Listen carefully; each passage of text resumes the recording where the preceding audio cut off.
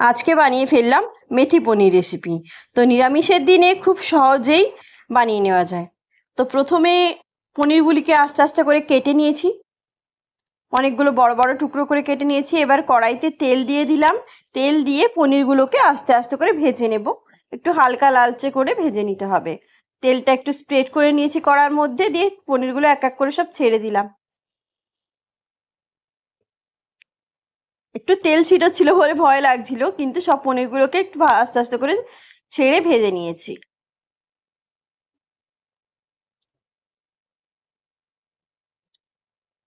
লাল লাল করে একটু হালকা লালচে করে ভেজে নিতে হবে। এবং এমনিতে জল গরম করে রেখেছিলাম একটি বাটির মধ্যে নুন দিয়ে, কারণ এটা নুন দিয়ে জল গরম করে রেখে ভাজা পনিরগুলো ওর মধ্যে ডুবিয়ে রাখলে কি হয়, পনিরগুলো স্পঞ্জি হয় এবং চট করে ভেঙে যায় না, নরম থাকে না।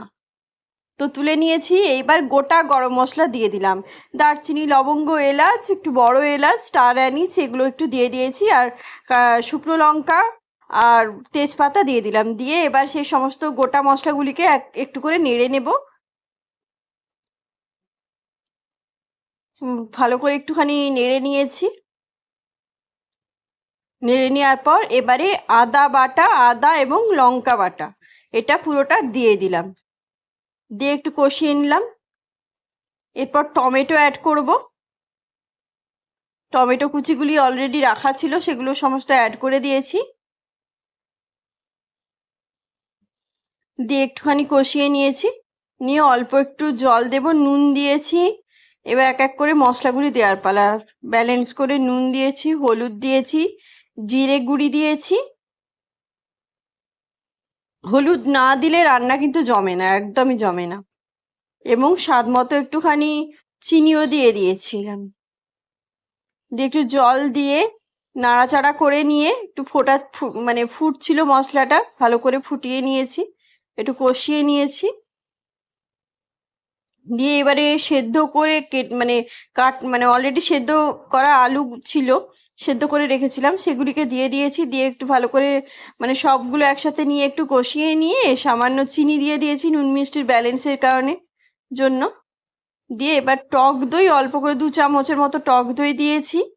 দিয়ে পুরো পুরো জিনিসটাকে ভালো করে কষিয়ে নিলাম সমস্ত কিছুটা। এবার ওই যে নুন নুন নুন দিয়ে যে জল গরম করে রেখেছিলাম সেটাকেই দিয়ে দিলাম, কারণ ওটা নষ্ট করব কেন। এরপরে একটু ফোটান্ত অবস্থায় পনিরগুলোকে দিয়ে দিয়েছি, পনিরগুলো এক এক করে ছেড়ে দিলাম। দিয়ে এবার ভালো করে নাড়াচাড়া করে নিতে হবে। ফুটতে দিতে হবে, অলরেডি অনেকটা ফুটে গেছে। তো এবার সামান্য তিল দিয়েছি, আমি রান্নাটাতে একটু তিল দিয়েছি। তিল কিন্তু পনিরের রান্নার স্বাদটা একটু অন্যরকম করে দিয়েছে। তিল দিয়ে একটু নাড়াচাড়া করে নিয়েছি। এইবার মেন ইনগ্রেডিয়েন্ট মেথি, যেটার নামে রেসিপির নাম।